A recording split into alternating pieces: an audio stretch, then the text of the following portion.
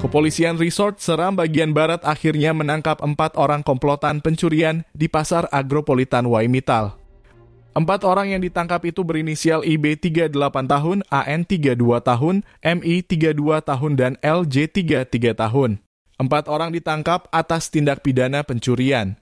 Mereka merupakan komplotan sindikat yang seringkali beroperasi di pasar agropolitan Waimittal, kata Kapolres SBB. AKBP Denia Andreas Darmawan saat jumpa pers di Mapolres, Jumat 8/9/2023.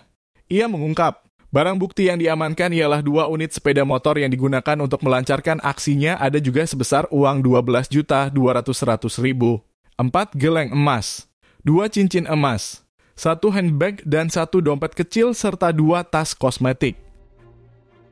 Keempat pelaku ini kerap melancarkan aksi pada siang hari dengan menyasar jok motor dan kios pedagang saat kondisi ramai. Pencurian itu menyasar jok motor yang lagi parkir dan kios-kios pedagang itu berlangsung saat kondisi pasar ramai, pungkasnya. Denny menegaskan pihaknya akan tetap mengembangkan kasus ini karena bisa saja pelaku lebih dari itu.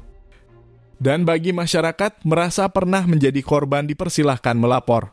Kita akan terus mengembangkan kasus ini, jangan sampai pelaku lebih dari 4, bagi masyarakat menjadi korban dipersilahkan untuk melapor, tandasnya.